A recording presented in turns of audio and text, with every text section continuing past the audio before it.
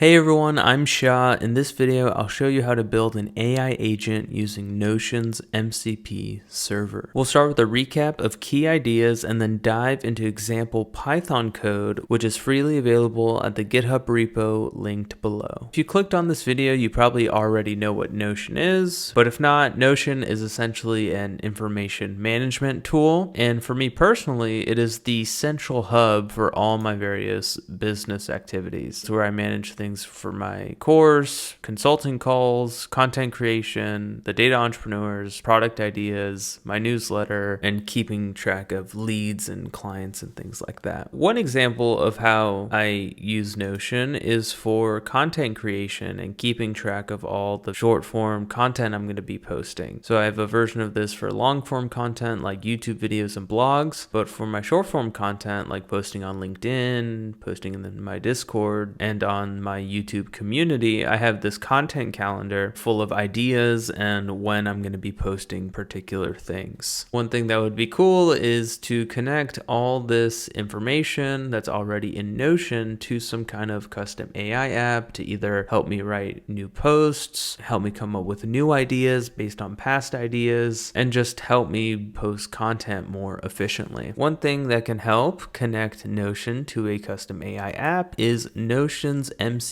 server. So I talked about MCP in a previous video, but just a one-line version of this, Notion's MCP server gives us an easy way to connect large language models to a Notion workspace. You might be thinking, why use an MCP server? Isn't this what APIs are for? There are a few key benefits for using this MCP server. One, it's a pre-built solution by Notion, but I guess so is their API. But here's the main value of using an MCP server. There's no need for us to implement these tools specifically for a large language model. Here's a list of a bunch of tools that come out of the box with the MCP server. If we were to implement these with Notion's API directly, we'd essentially have to write a bunch of Python functions to do all of these things. So like read the docs, understand how that endpoint works, write doc strings, have the right input arguments, and figure out all the formatting, and then do this for all these different functions. So it would just be really time consuming. And then if the API changes, we'll have to go back and re-implement all these tools. By using this MCP server, we can just plug this entire tool set directly to OpenAI's models using their agents SDK. So let's see what this looks like in code. Here I'm going to walk through some Python code for implementing this Notion agent using Notion's MCP server, OpenAI's agents SDK. Everything's going to be in Python. Here's a little high-level overview of what the end system will do. So it'll consist of me sending messages to a AI agent, and this agent is given detailed instructions on how to write LinkedIn posts like me. And I actually talked about how I developed these instructions in my previous video on eval-driven development. And then we will connect this agent to an MCP server using OpenAI's agents SDK, which makes this super easy. And then this MCP server is what's talking to my Notion workspace, which has all my post ideas, when I'm going to post them, all my past posts, and things like that. So this agent's going to be able to do things like search for future and past LinkedIn post ideas, generate new ideas, write new drafts for posts, and it'll just be through this natural back and forth conversation. So the key steps to implement this agent are as follows. First, we'll have to do some authentication so that this agent can actually access my Notion data. We'll set up the MCP server to run locally. Then we will create the agent using the agents SDK. And then finally, we'll make a user interface. So here I just did a command line interface, but you can easily spin something up with Gradio or Streamlit if you like. This is actually a project that is part of my 30 AI projects you can build this weekend guide. So this is a free guide. You can access it using the link in the description. And in there, you'll find 29 other project ideas like this one here. The first step is authentication. And while this can sometimes be a nightmare for different types of services, it was actually pretty easy with Notion. The way this works is you'll need to create a new integration. So you can go to this link here. I can drop this in the description as well. And then you can click this new integration thing, and then you'll just define some details. So I called my integration agents SDK associated workspace. So this is the workspace for my business stuff. And then I kept it internal. You can also also add a logo, but I didn't do that. Once you've created this integration, you can go in and adjust its capabilities and access. So I gave it read and write access, but not the ability to update things, only add and read things. I didn't add capabilities for reading and inserting comments, and then I allowed it to read user information because I'm going to be the only one. Then you can go over to access and you can specify which pages or parts of your workspace that you want to give the app access to. So I just did it on this short form content page within my content page. And then there's going to be this internal integration secret. So this is just a secret key, and we're going to need to copy this and integrate it into the AI agent. Now that we have authentication set up, we can set up our MCP server. We'll start by importing some things. This is mainly stuff from OpenAI's Agents SDK. So they have this MCP server submodule. We'll also import some things for the agent and then some things from OpenAI's API. We'll use OS in a second. And if we're running this in the terminal, we'll need to run this using async IO. Next, we need to import some environment variables. So we can do this using the python.env library. Load.env will load everything from a .env file. And then we can grab our Notion API key and set it equal to this Notion key variable. The way this works is we'll have this secret.env file in our project directory, and it's going to have the Notion API key that we saw in the previous slide, and then an API key for OpenAI. Then load.env is just going to make these available to your Python script. Next, we can create the server. There's a lot going on here, but I'm going to walk through this step by step. So I wrapped this whole thing in a main function, and I just did it like this because this is what some example code for the Agents SDK did. So I just followed what they did. But there are a few key things. So this is an async function. And the reason we need this is because our MCP server is actually going to run as a sub process to this AI agent app that we're making. So essentially we'll be running these two programs. We'll be running our agent, but we'll also be running our server with the same Python code, and then they'll be able to talk to each other. The second thing is we use this with as syntax with Python. And this is just a best practice because if the MCP server shuts down or some exception comes up unexpectedly, this will handle the opening and closing of the server. Because if you don't do this and then something comes up, the server can just keep running even though your Python code quit out. We'll actually be importing the MCP server using npx, which is a JavaScript package manager. This is standard for like all MCP servers. They're typically available via npx, and then you'll specify some command line arguments here. And then this requires a Notion API key. So we'll just insert the Notion API key that we defined earlier into the Open API MCP headers. Finally, I have this trace. This is optional, but I feel like this is really helpful for debugging. And I'll show you what the trace looks like in the next slide. But if you don't want to trace, you can just have this await run server under the as server part of the code. It'll print out where we can view the trace, and this is what it looks like. So in the OpenAI dashboard, for every single time we run the system, a different trace will pop up. And if we click into this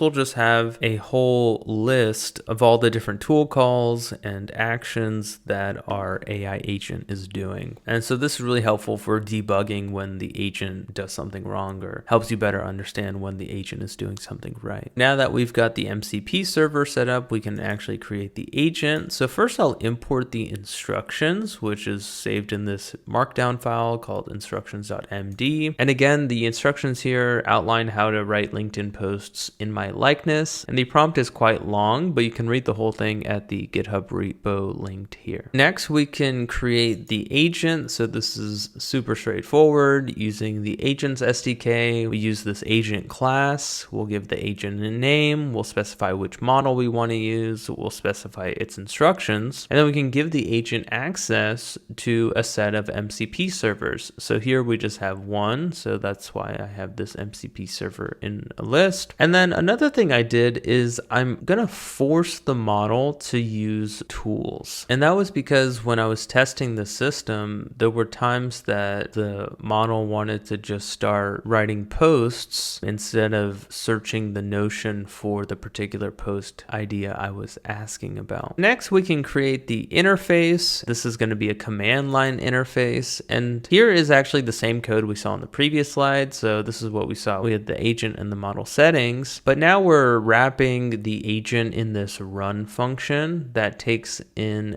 the MCP server as an input. And again, this is going to be async for two key reasons. One, we're going to be calling APIs, and we don't want this whole process to get hung up waiting for the API to respond. And second, we're going to stream responses from the agent one token at a time. And that is something that requires async because, again, we don't want the system get hung up on waiting for an API response. I create this list called input items. This is just going to keep track of the full conversation with the agent. And then I'm going to print things for the command line interface. So I'm going to print out Notion AI agent and then type exit to end the conversation. And then I'll have this forever while loop to facilitate the conversation. So first thing, it's going to get a input from the user. And then once it gets that, it's going to append it to this input items list. It's going to check the user input for these specific keywords. So if the user typed exit, quit, or buy, it's going to break out of the loop and basically end the program. If the user doesn't type anything, it'll just go back to the top and try to get another input from the user. If the user types something other than this, it'll go to the agent's response and it'll run the agent. So here we use this runner class with this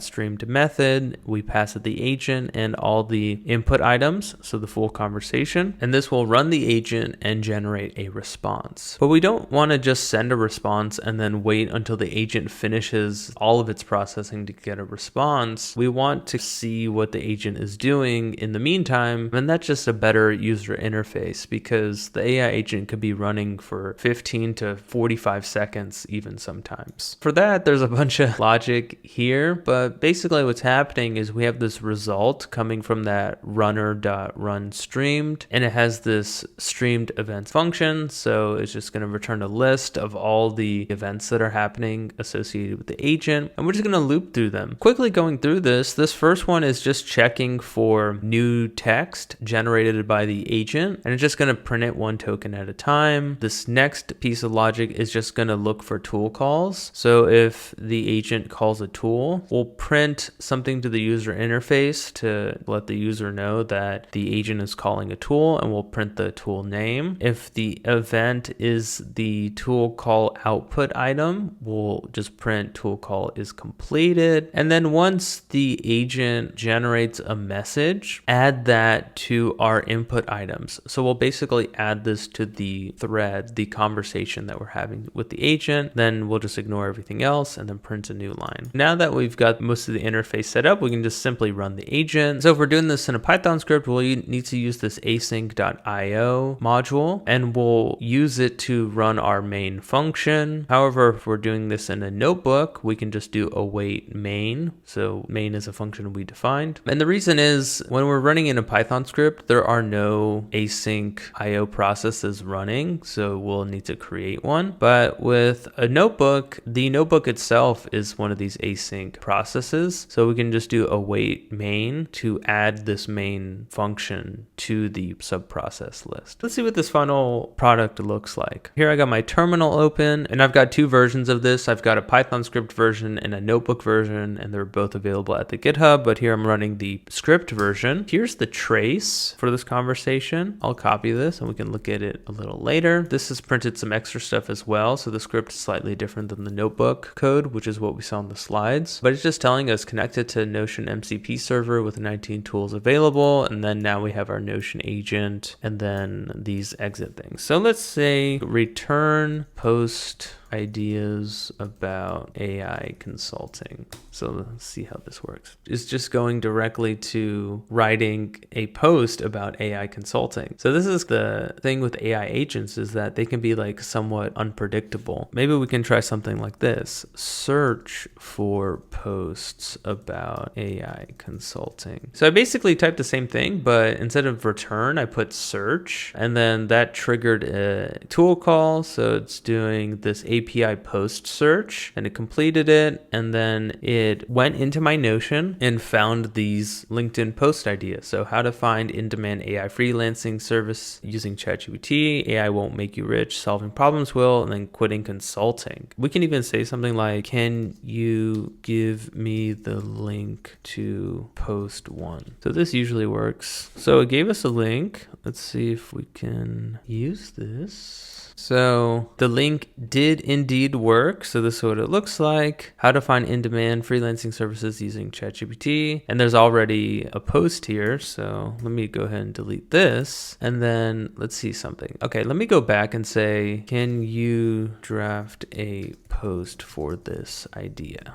Okay, cool. So it called the tool API get block children. So it was grabbing this context before writing the post, which is really good. I didn't even tell it to do that. It just kind of knows to do these things. And I think part of the thing that helps is I'm forcing it to use tools before it generates a response. And then it's going through these steps for writing a post. This is all in the system prompt in those instructions that we imported and that I developed in the previous video. But this post is kind of short. It's not a really good post. So let's see, 4 steps to find in-demand AI consulting services using real client data. So let me just give it some feedback. There's not really a hook here. Let's see how it responds to that. This is cool. So it's just restarting from the hook part. This is pretty good. Most new AI consultants guess what services clients want. Here's how to use real data instead. Yeah, that's not bad. But the super cool thing is I can now say something like, can you add the final post as content to the post idea page? So it's thinking. Here we can also have some kind of UI component. So when it's thinking for this long, we can have some text be generated, kind of how OpenAI does. They'll have these notes populating when the agent is thinking. So it said it added it, API patch block children. So we go over here and yeah, it did add it to the Notion. So most new consultants guess what services clients want. Here's how to do use real data instead. This is nice because like Notion is where I will write all my posts. So this works well with my existing